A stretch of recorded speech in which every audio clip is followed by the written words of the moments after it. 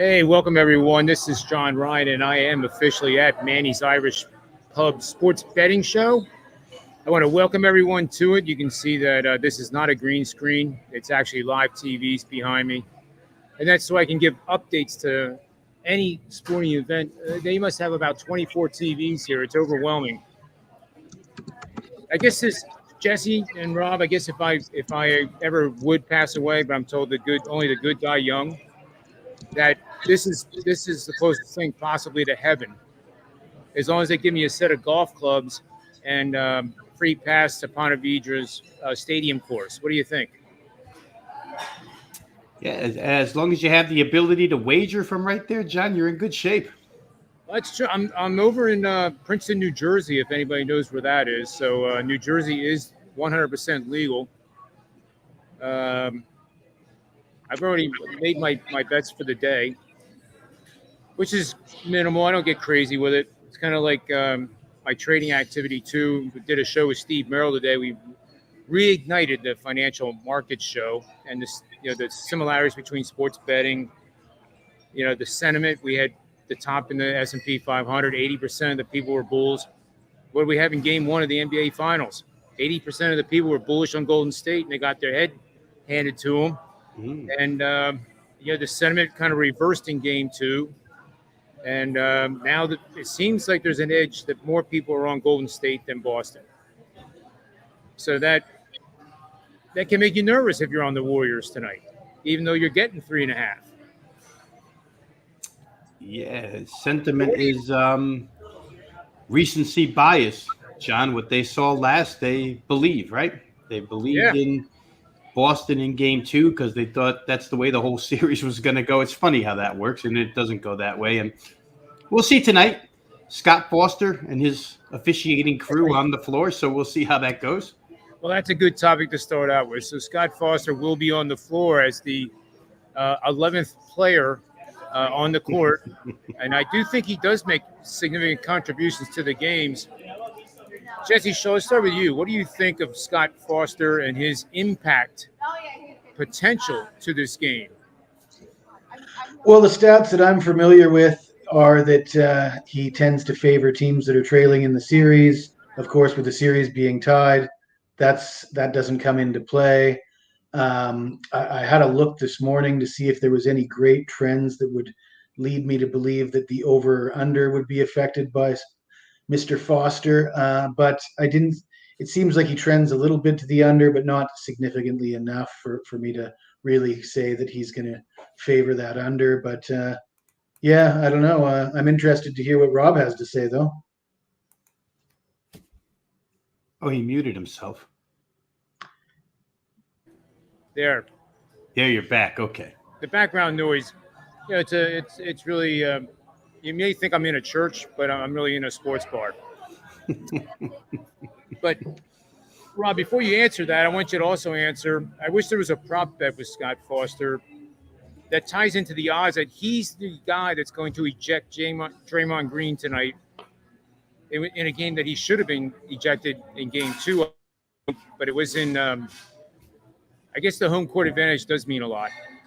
Because I think anywhere else, I think he gets ejected.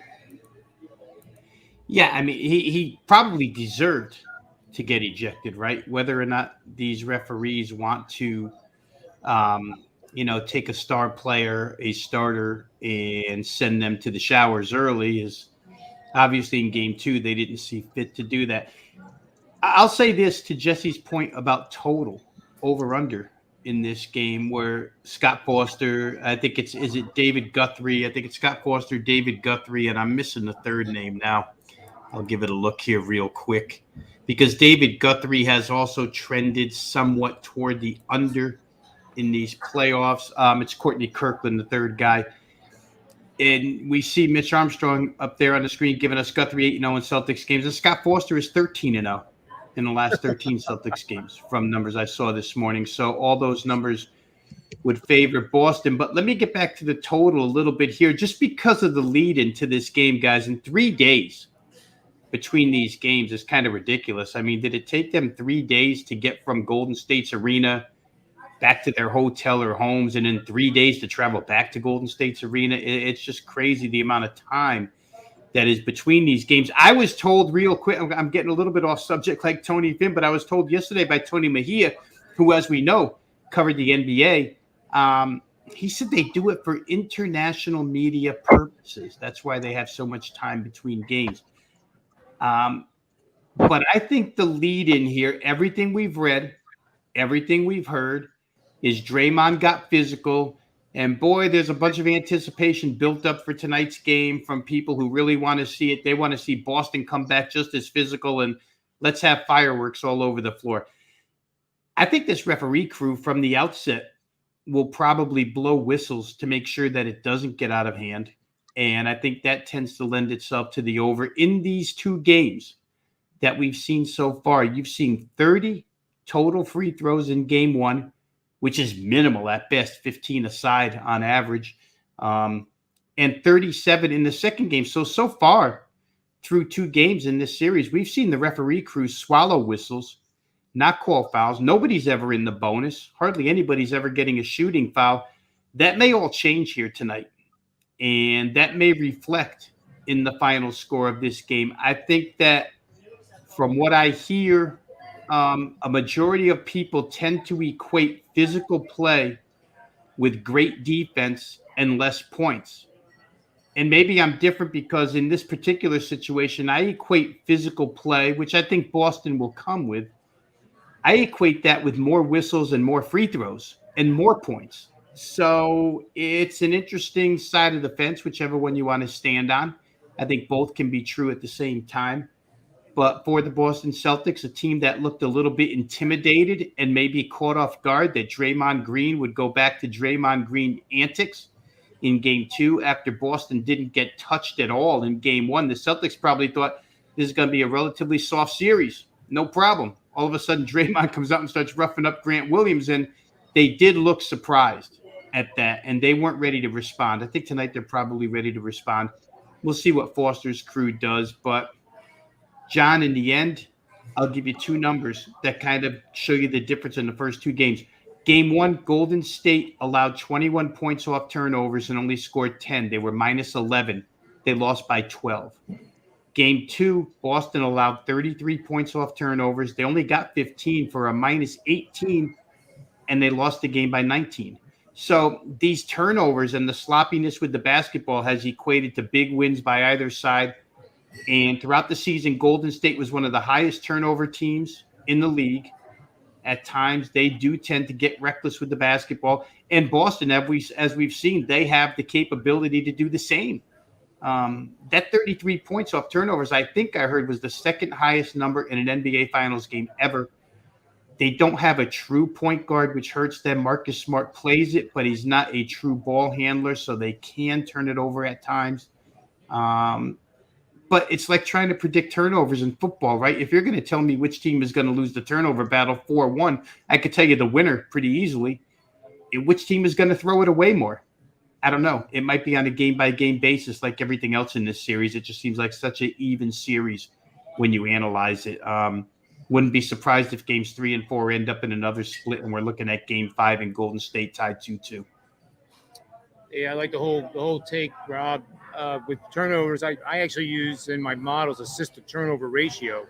Mm-hmm. That does have some predictive power behind it, and it's a lot more consistent. So the over, and I wish I had the numbers correct in my head, but it's like 73% over the total in Golden State Warriors games in which they score 111 or more points and have the better assist to turnover ratio than the opponent. That favors the over. So you ask yourself the question, do you think they're going to score 111 or more? And do you think they're going to have the better assist to turnover ratio? I do think with the assists, though, that it seems like the pivot point with the Celtics. If they get 25 or more tonight, I would say they win the game. In other words, if I don't watch the game at all and you and Jesse say to me, Boston had 27 assists, I would say they won. Anything under 25, increasingly works in favor of the Warriors. What was that stat? They had 30-some assists in game one, I think. And 33. Yeah, 33, and they only had like 22 or 21 even in game two, I think. A substantial reduction. But Jesse, that third quarter, this question is for you now. The Celtics get absolutely. What was that? There is no word. We need Finn here to give us the word. It probably has something to do with parole officers or jail or something. But that was pretty horrifying. But it equally reminded me that the Warriors are the best third quarter team in the league this year by a lot. And I do give credit to Steve Kerr for that management. But, getting outscored by 21, granted it was probably 18 because that was a half-court shot by Poole that made it 21 points at the end of the third. Do you think that type of thing sticks with the Celtics? And,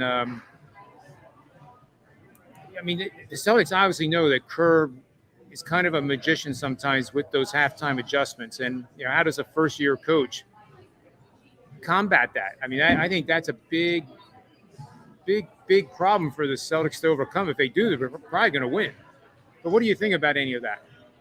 Well, let's first tackle the first-year coach. Heading into game one, I would have said, well, that kind of third quarter is what I would have expected them to deliver in game one. And they weren't bad in the third quarter of game one, but they were a lot better in the third quarter of game two. And as far as the first-year coach goes, one of the reasons why I picked Golden State to win the series, and I picked them to win the series in 6 games or less. And the first-year coach was one of those reasons. But his performance throughout these playoffs has been pretty impressive. His coaching performance in game one was impressive.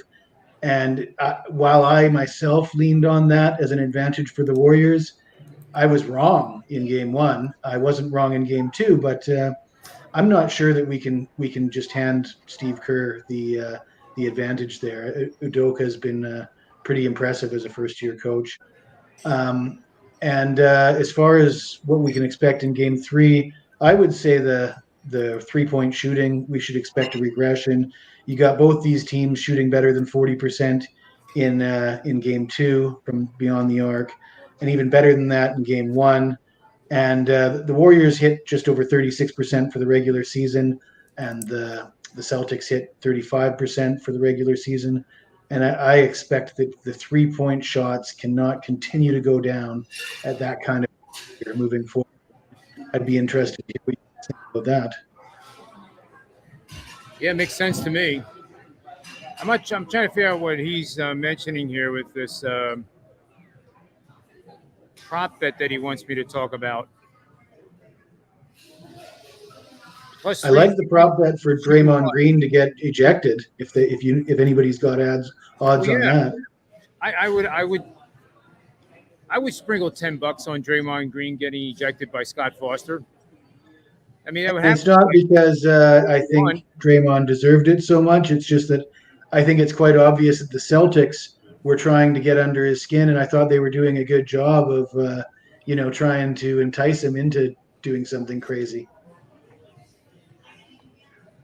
I think the other factor, too, I'll mention, you guys can comment on it, too, is the Warriors now, probably for the first time all season, are at near full strength. I didn't check to see what Iguodala's status is. I think he's out for tonight. Is that right? But nevertheless, they basically have a full slate of role players now. And the emergence of Jordan Poole now, granted, he scored a lot of his points in junk time. But still, he looked pretty darn good, and he's pretty quick, and he's not afraid to try to score. And that's more rest to Curry. Thompson, I don't think you play Thompson to bounce back tonight. I think he's got a shooting fundamental flaw. I saw in the New York Times today there was an article where he's using essentially a mental meditation process to correct the bad shooting. And I kind of went, well, maybe that works for some people. I'm all about the mind-body connection, and I know it works. My email address is first pitch strike. One pitch at a time, right? And I get that all, but I think Clay's in a bit of a funk. He looked like he was in a rush the whole time. Anytime he came off the screen, he couldn't get rid of that ball fast enough, and that's why he was missing, I think. But in terms of fatigue, and you got the travel, as Rob said, across the country, and this is the longest distance traveled of any NBA final. But like Rob said, I don't know why it matters. I mean, these guys have been doing this all year, and in this modern age of jet lag is caused by dehydration, and these pro teams must have incredible resources to go to so they don't get dehydrated and they don't suffer from the jet lag. And they fly all over the place. Even in the off season on their vacations, they're flying. So I don't know if that really makes a difference or not, but I would think fatigue works against the Celtics. And also, here's the point with tying the fatigue in with the other. The Celtics have been terrible at home for a playoff team. 6-5, right? 5-6 against the number. On the road, I believe now they are 10-2 against the number, and the same straight up. So they win on the road, and they play like, I mean, it's not because the lines go from Boston being a 10-point double-digit favorite at home to them being a 6-point road favorite. It's because they don't play well at home. So what do you think of that angle tonight? And going back to that third quarter, the defensive effort that the Warriors put forth that whole second half, do you think that makes Boston then question their abilities to play well at home? You want to take that one, Rob? Sure. I know that's a long-winded question. Yeah, I was taking some notes as you were talking, so maybe I can answer it all.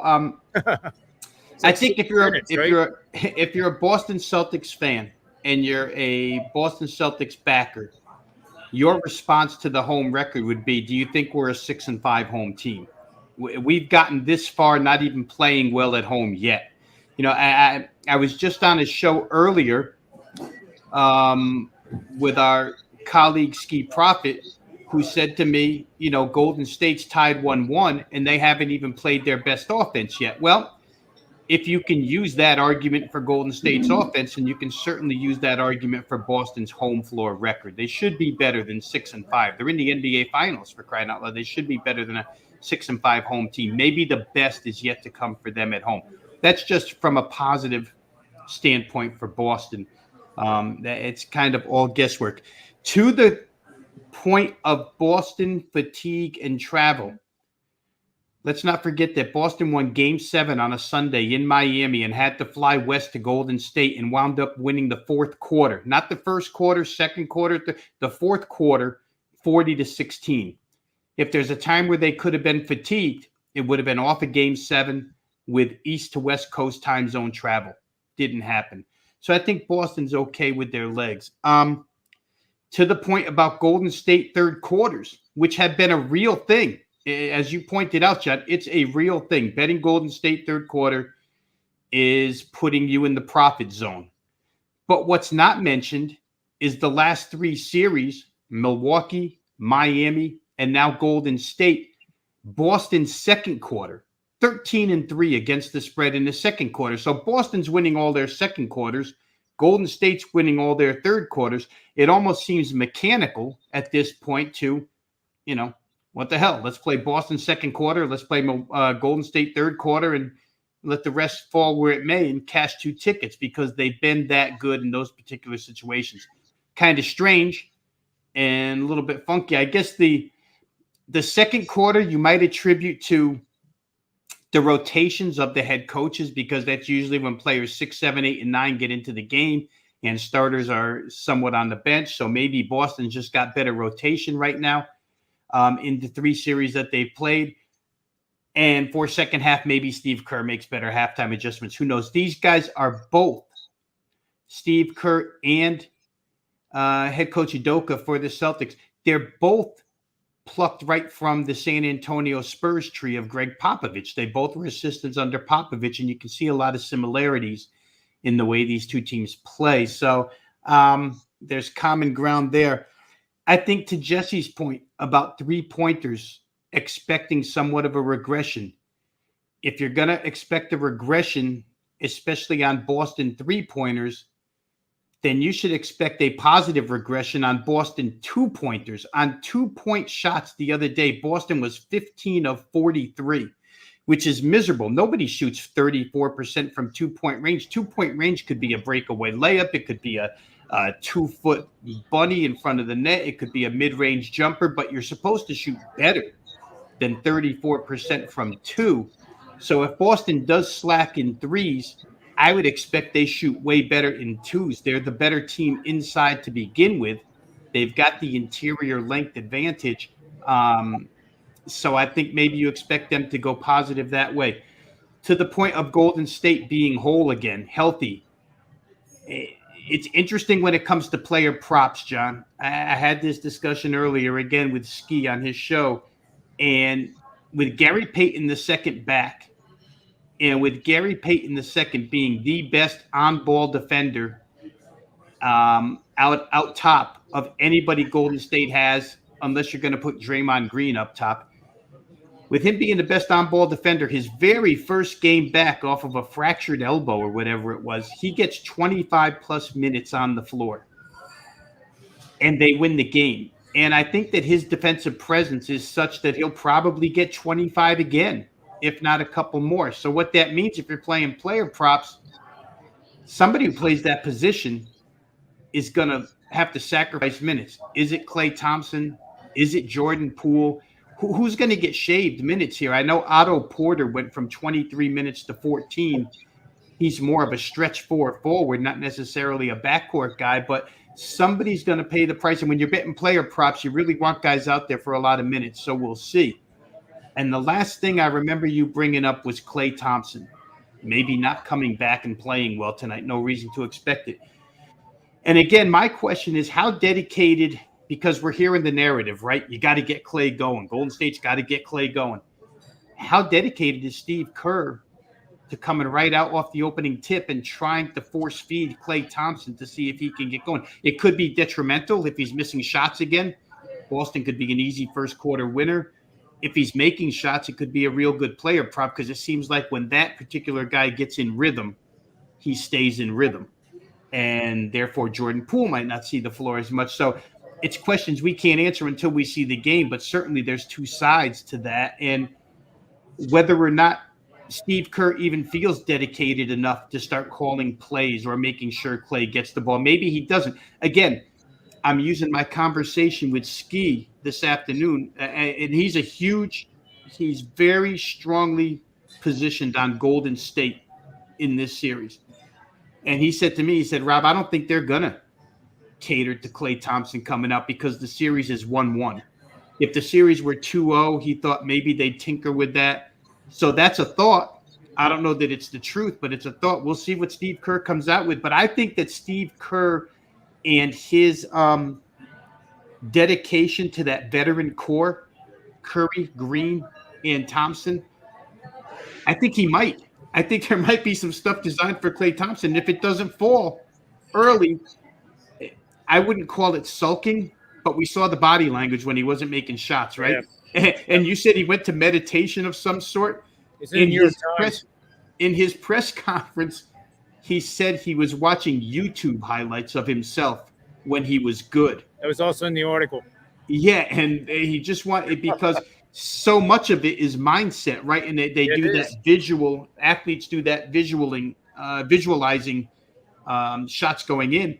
And he said, I went back to YouTube and looked at myself making shots, and hopefully that helps. So there's so much there that we can use here on our sports betting analyst show, analysis show. But when it comes to betting the game, I guess you just got to pick a side on what you believe is going to happen in those instances, because they're all up in the air, just like Robert Williams' status tonight for Boston, center for them. Effective, non-effective, play more than 15 minutes, not play more than 15 minutes. It makes a difference in how you handicap the game. So, yeah, there's a lot of ifs, John. There's a lot of great ifs in this game. Yeah, there are. Jesse, any add to this?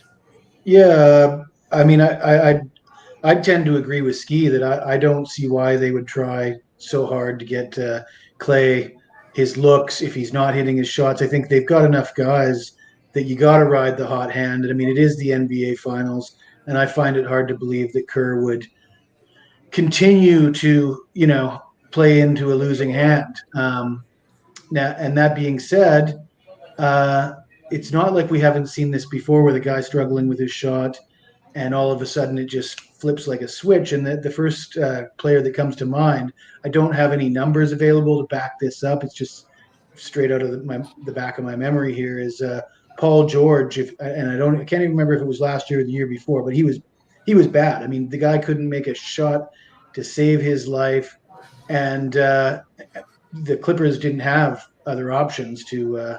I believe Kawhi was out, and it was Paul George or nothing, and he was able to flip that switch and have some big games. Go from ice cold to smoking hot, just like that. So maybe it is possible that Clay could do the same.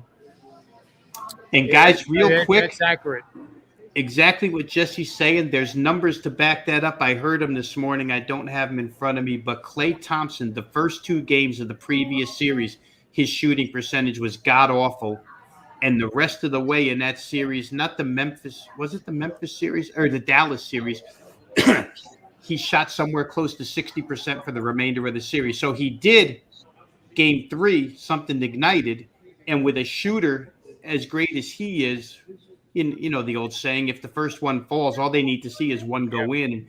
But if one doesn't go in, and that's the problem you have here, right? You just don't know which way that's going to go. Either Clay's going to be a big piece, or he's going to be a non-existent piece, and they're going to give those minutes to, like you said, Jordan Poole, who is a detriment on the defensive end because teams target him defensively, but on the offensive end, he can light it up as quick as anybody on that team. Yeah, I agree, and it draws thoughts to my next thought here on Jason Tatum. I don't see how in the world a guy who shot 3 for whatever the hell it was in game 1. I know it's great that he had 13 assists, and that is the new all-time record for a guy making his debut in the finals. Boy, that's great. Ben Simmons also made 2 free throws in a row once. So there we go. Or maybe twice. But when you go 3 for what was it, 16 in game 1, 17, and you have yep, a minus 36 plus minus in game 2. And when I looked at the condensed video then after the game the next day, 2 days ago, when Tatum has 2 fouls on him, he's a matador. He doesn't try to draw contact. He doesn't try to block the shot. He just kind of like stands there and makes it look like he's doing defense. So I started thinking that what would stop Golden State from trying to get the offense to say Porter's on the floor and getting him posted up against Tatum just outside the paint and try to get 2 quick fouls on him in the first quarter. I know we're playing in Boston. They probably won't call fouls like they do when they're in the Warriors arena, but I think that's part of the game plan for the Warriors is to get Tatum with the 2 sometime in the first half or sooner, and then just go at him with whoever. And it could be Draymond Green, for goodness sake. They move the ball around well enough, like you said, with Popovich and the San Antonio Spurs. They have always been one of the best ball movement teams on the planet in any given year. They find the open guys, unselfish play, and I think the Warriors are fully capable of doing that too with all their screens. And I could be dead wrong. And maybe it's not a good game plan to try to get somebody in foul trouble. Maybe it's a better game plan to score points. Stands to reason, though, it's easier to score points with Tatum with 2 fouls. Jesse, do you agree with that or disagree? I think it's an excellent point, and it sounds like that could be a potential effective strategy. But and I also think that as far as Klay Thompson goes, like Rob said, if the first one goes in, he's probably going to have a good night. But yeah, I mean, if he starts 0 for 3, I would start handing the ball to the hot hand rather than keep it up with him. Yeah, I think, Jesse, if that's the way it goes, Jesse, and he misses a few, I think you're going to see a lot more minutes out of Jordan Poole. And as far as player props are concerned, you'd rather be on Poole than Thompson at that point, which it's a finicky bet to make, right? Because if Clay does make the first 2 or 3, then you want to be on his over 25.5 PRA. But if he doesn't, that's a losing. But you could rip that thing up in the first quarter if he doesn't, because they got guys now with Peyton back where they don't need to throw him out there. John, real quick, I'm forgetting. Oh, you were talking about Tatum being a matador with 2 fouls. It's funny you say that because the first thing I thought of was that is the way the Brooklyn Nets played the entire second half of the season. Kevin Durant and Kyrie Irving could never afford to be in foul trouble. So they just wouldn't play. You can't play defense aggressively if you can't be in foul trouble. And I think that's the mindset the Celtics, whether it's something that the head coach plants in Jason Tatum's head or whether it's just Jason Tatum himself who says, I don't want to come off the floor. And if I pick up that 3rd foul, I'm coming off the floor, so I just won't play defense. But star players a lot of times tend to do that. If they get in foul trouble, they're going to go to that matador defense. So, could you target him? You could target him. I guess the risk you run is that if you target him and you get called for the charge or you get called for the over the back or whatever it may be, it works against you. But yeah, I mean, that's something that must be in my mind. I don't think it's something the head coach is telling him. I think that's something in Tatum's mind where he just doesn't want to come off the floor. Jaylen Brown, for that matter, is the 1A to Jason Tatum's 1, right? Those 2 guys are both the most important players. And Jaylen Brown pretty much stays intense and aggressive. Not Marcus Smart type aggressive, but pretty aggressive for the most part. So many angles to this, you know what I mean? And if some come true, you got yourself the winner. If others come true, the other side's the winner. And I tend to think tonight, real quick, I'll just let my thoughts be known. I tend to think that the whistles will be more prominent. I don't think these guys will let the game get out of hand. I don't think they're going to let Boston come out there and just wing elbows around in retaliation for what Green did the other night. That stuff's all going to be called right off the bat. And I didn't realize until this morning, all the years I've been betting basketball and Scott Foster's been a referee, I never realized he had a nickname. His nickname is the Sheriff. So the Sheriff is in town to make sure that order is restored and that Draymond doesn't get out of control, that the Celtics don't get out of control. And if I get my way, I'll take those free throws because I think 212 is a little bit light. And it's funny how the number has bounced around in this series, right? It opened 211.5 or 211 game 1, goes flying over. So immediately the opener becomes 215.5, 216, goes under, goes right back to 212. So if Robert Williams doesn't play, or if he does play and he's not effective at defending at the rim, probably more points get scored. Golden State without being intimidated at the rim will just focus on that along with their threes. So I tend to think that's what's going to happen here. The way, I don't know how you guys feel, but watching Robert Williams limp around last game, it didn't look like 3 games is enough to solve that knee problem to me. So we'll see how that goes. But I do think over is probably a good way to go here. Yeah, I think so too. And it was interesting that some of these books have Friday's game out already. Mm-hmm. To your point, Rob, the total now is what, 212.5. The line for Friday is 214.5. I mean, I don't know what happened yet. Right. That, where did that number come from? But it's starting to get a little crowded here, and they're going to want me to start bartending soon, I think.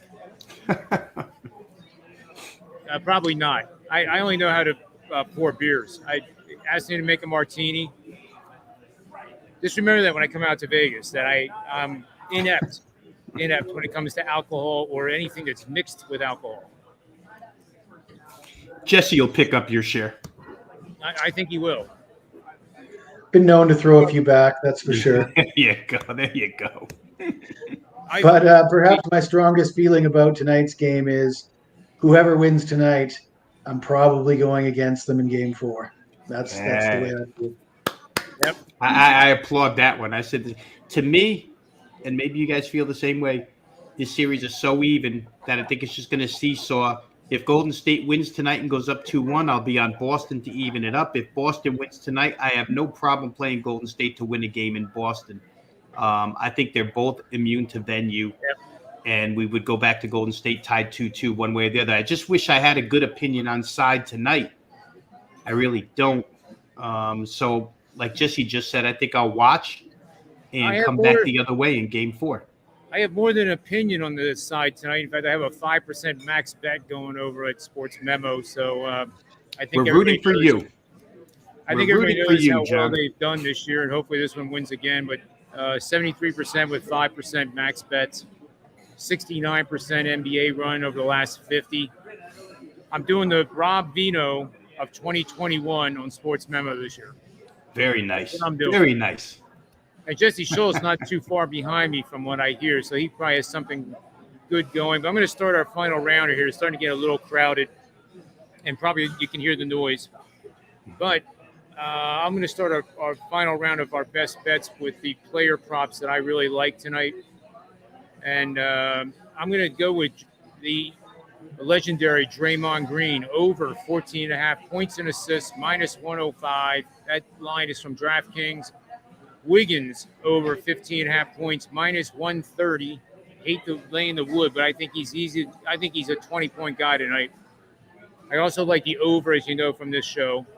And Steph Curry, I'm gonna go for it over 28.5 points, minus 115 at DraftKings. So those are pizza money bets.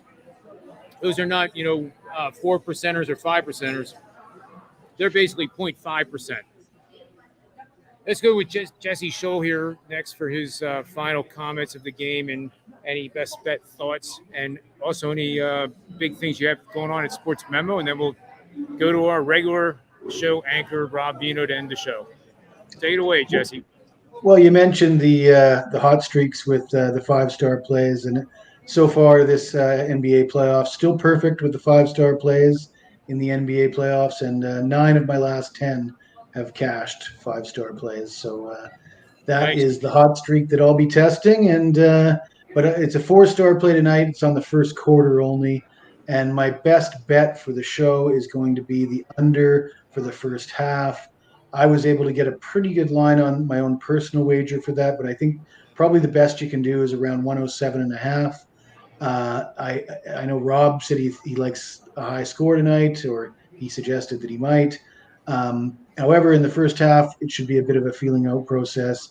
I'm expecting these teams to perhaps show a little rust after a few days off, come out strong and really competitive in the first half. And the scoring, the hitting all those threes, if that's going to happen, I expect that to be happening in the third quarter, not the first and second quarters. So under 107.5 for the first half is my best bet for the show. Good job there. I'm leaning in so I can hear what you guys are saying.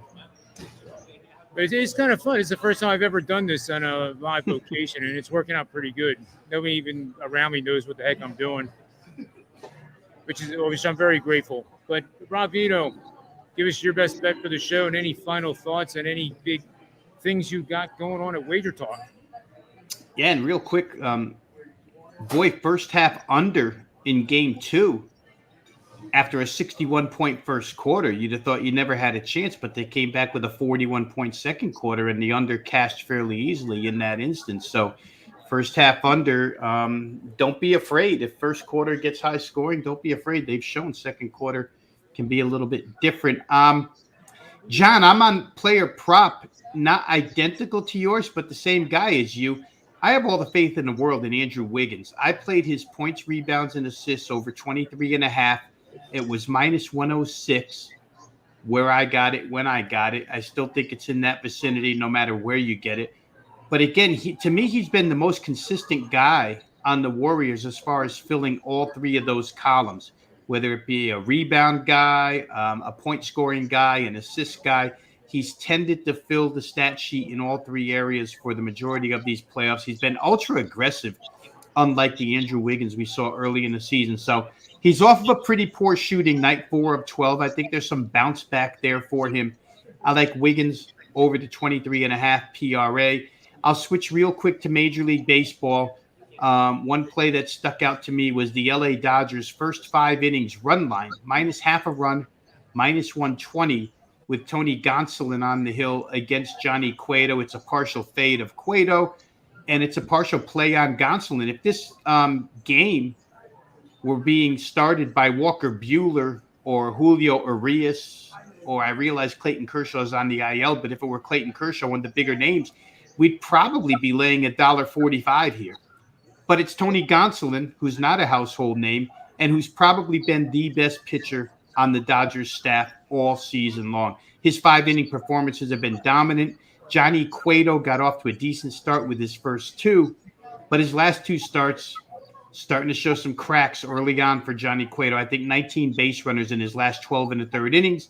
I'm going to lay the $1.20 here, figuring the Dodgers will be ahead after 5 innings. So give me LA minus half a run, minus 120 with Gonsolin against Cueto. That triggers one more final thought from me. Baseball teams that have outscored their opponents by 100 or more runs to this point of the season, the month of June especially, but the whole rest of the season from here on out, become pretty significant fades, especially if they are road favorites of minus 150 and more. And that means that we're fading the New York Yankees tonight. I faded them on the same premise, and my models were on the Twins last night. They lost. I also had the Dodgers, and I had the White Sox because of this. You know, you fade the team that scored over 100. Now, that 4-0 White Sox win puts the Dodgers under 100, so they don't qualify anymore, but the Yankees do. So that is a play I think is worth looking at, is to take the Twins, because the lines for the Yankees are getting insanely inflated, and even they are prone to regression. So you figure, I mean, some teams have gone decades without outscoring their opponents by 100 or more runs. And I think about it this way: the Yankees go 6-4, and you faded them 4 to 10 times. You're probably going to make a few bucks because the lines are so high. So they can keep winning, but it also means that you can probably keep winning by fading them. And last but not least, I did freak out everybody on the Major League Baseball show yesterday, Rob and Jesse. You'd be proud of me. My models are getting all over the Philadelphia Phillies on paper. And I thought maybe the data that recently went into the model was incorrect. It wasn't. On paper, that lineup is scary as hell. And maybe it's certainly not, Jordy has nothing to do with it, but on paper, that lineup, if they start to gel, and it looks like they're starting to get that together, their pitching rotation really isn't as bad as the media makes you think they are. And, Zach Wheeler is the reigning National League Pitcher of the Month on a losing record team. So I think what I recommended doing was, I think the Mets are a very overvalued team. I know Jesse Schule shares that with me. So you play 1 unit against the Mets, you play 1 unit on the Phillies each day over the next 2 weeks, and we'll see if that lead of 10.5 games is shrunk down to about 6.5 or 5.5. This is a Wall Street thing. It's called arbitrage. You're buying something cheap, selling something expensive that are similar securities. And baseball teams are similar identities. So let's see how I'm going to keep track of it, and we'll bring it up on the show and see how it's doing. But that's another way of betting in sports. You take a longer 2-week horizon, lower the amount, and buy one of the teams and sell the other one that you think is going to fade. So that's all I have. Sorry I went on so long. It's probably a good 2-week period to pick too, John, because last night we saw Pete Alonso. The X-rays came back negative, but you're going to lose him from the Mets lineup for a few games here. Playing against them tonight, certainly. I happen to be on Aaron Nola tonight. Nola is starting to take that Aaron Nola form again, where he's terrific on the road, where he is tonight, and not as terrific at home, but certainly on the road he's been great. And if you're going to play streaks, Philly 5 straight one way, Milwaukee 4 straight the other way. I guess a lot of baseball players are streaky guys. You would want to be on Philly's side. I'm going to leave you with one more number. It didn't apply today as I look in the 7th inning because Kansas City's winning the game. But the Kansas City Royals have lost 37 games this year. if you think they're going to lose the game, just play the run line. They have lost 31 of 37 games by 2 or more runs. Almost 85% of the time they lose, it's by 2 or more. Toronto covered the 2 run line games prior to this. They lose outright today. But if you think the Royals are going to lose, forget about laying price against them. Just go chop it right down to -1.5 runs, and they'll lose by 2 for you. That's as strong a number as I've seen in quite some time, losing 84% of your losses by 2 or more runs. Well, the Dodgers, I think, have a similar streak. They cover the run line. I don't know what it is offhand. I was looking at it a few weeks back, and I think they had covered every single one of their wins was by 2 or more runs. Yep. That was just a few weeks ago. A conversation for tomorrow's show. Why did coaches like Girardi and especially Joe Madden get fired and not the guy at Kansas City? And will LA bounce back the way that Philly has since they fired Girardi? We'll leave you guys to think about that till tomorrow. And why is Tony La Russa still roaming a dugout? How about that one? Yeah, I guess they haven't sold the kegs of beer and the Keginator yet. It's too hard to move out of the dugout. Anyway, I'll let you guys go here, and it was a great show. Basically 50 minutes of really rapid-fire analytics, and I think everybody that listens to this show is going to benefit tonight. Make sure you get over to Wagertalk and SportsMemo, get our picks. And, I got that 5%er going, but that doesn't mean you can't get Jesse's and Rob's either. So bet with your head. What's that? Not over it. I actually couldn't hear you. It's getting loud in here. Said bet with your head and not over it. Yeah. And ladies and gentlemen, may all the wins be yours. So you want to take us out? Way to go, Jesse. You take us out official. Go ahead. Do it again. I love that. Okay. All right, kids. I want you to remember, bet with your head and not over it. And may all the wins be yours. Awesome. We'll see you tomorrow.